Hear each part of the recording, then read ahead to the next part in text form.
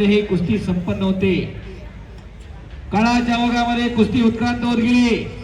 पुढे शिवप्रभूंनी स्वराज्याची स्थापना केली. स्वराज्य स्थापन करत असताना छत्रपती शिवाजी महाराजांच्या सैन्यामध्ये अनेक पैलवान सहभागी झाले आणि मग गाव तिथं तालीम आणि गाव तिथं मारुतीची मंदिरं अशी परंपरा सुरू झाली आणि एक बलशाली बलदंड पिढी या महाराष्ट्रामध्ये घडू लागली. मच्छी गोता लावण्याचा प्रयत्न होता कालीचरण सोलनकरचा. शबास आणि समोरासमोर विष्णू झालेला आहे सतपाल. जरा टाळ्या करा दोन्ही पुरांसाठी. पुन्हा एकदा शबास. पुन्हा एकदा तो हेड पकडण्याचा प्रयत्न होता सतपालचा. चला मध्ये घ्या. पुढं छत्रपती शिवाजी महाराजांच्या निधनानंतर छत्रपती संभाजी महाराजांच्या बलिदानानंतर खऱ्या अर्थानं पुण्यात कुस्तीनं कळस घातला आणि 350च्या वरती तालमी या पुण्यामध्ये निर्माण झाल्या. आम्हाला आतापर्यंत सांगितलं गेलं पप्पू कोल्हापूर सातारा सांगलीची कुस्ती मोठी आणि विद्येचं माहेरघर पुणे. जरा अर्ध सत्य आहे. कुस्तीची पंढरी सुद्धा पुणेच होतं. पुण्यामधले 2 प्रसिद्ध गट चोंदूबाईवाले आणि शिवरामबाईवाले असे प्रसिद्ध गट होते. आयटीवाली मंडळी जरा ऐका. राजर्षी शाहू महाराजांनी 1896 ला मोतीबाग तालमीची स्थापना केली, पण त्याच्या अगोदर 1776 ला चिंचेची तालीम पुण्यामध्ये स्थापन झाली. किती वर्ष? 125 वर्ष अगोदर. बंदिस्त आखाडा सुरू करण्याची परंपरा प्रथा महाराष्ट्रात आहे आणि उत्तर भारतामध्ये उघड्यावरती आखाडा असतात.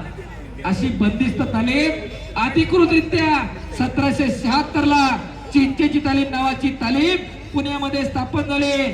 मोहनसिंग परदेशी नावाचे व्यक्तिमत्व पेशव्यांचे मित्र होते. पैलवानकीचा स्वतःला शौक होता. पेशव्यांना विनंती केली मला तालीम बांधून द्या. पेशव्यांचे जकात नाके जिथं भरायचे त्या चिंचेच्या बनामध्ये तालीम बांधून दिली. ती तालीम पुढे चिंचेची तालीम म्हणून प्रसिद्ध झाली.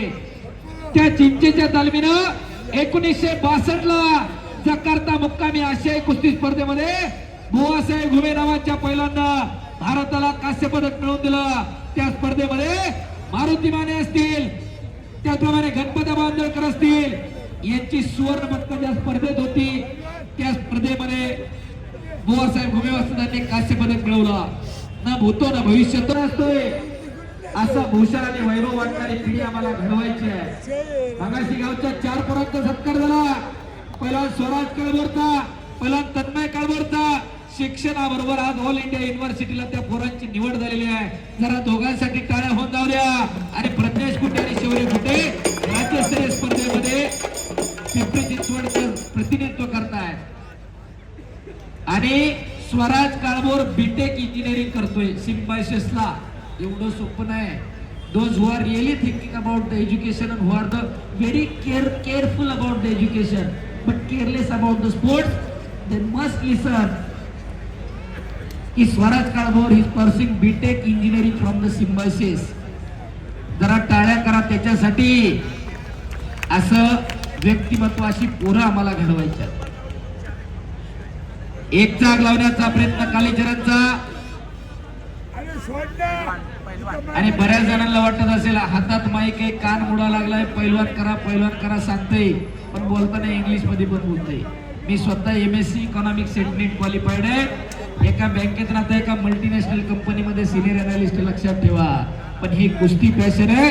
अगोदर चांगला पैलवान होतो आणि आता कुस्ती कॉमेंट्रीच्या माध्यमातून खऱ्या अर्थानं व्हाईट कॉलर समाजातील लोक या खेळाकडे वळले पाहिजे त्याच्यासाठी माईक उचललेला आहे. 1000च्या वरती मैदान आतापर्यंत केलेली आहे. कशासाठी?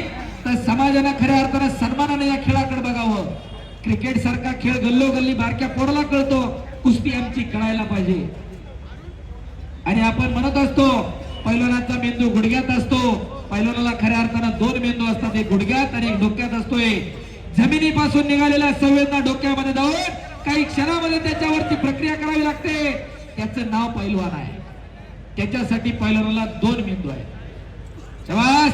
पाय घुटना ठेवला कालीचरण सोलनकरनं. हो टाळ्या करा पुन्हा एकदा.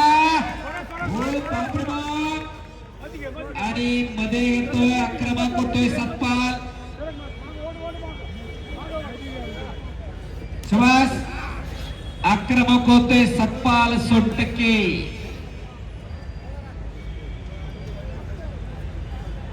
मनान मनगटान मेंदून येणारी पिढी सशक्त व्हावी, सबल व्हावी, निरोगी व्हावी, निर्वेस्ती व्हावी, त्याच्यासाठी अट्टास आणि त्याच्यासाठी कुस्ती मैदान आहे. शबास. आणि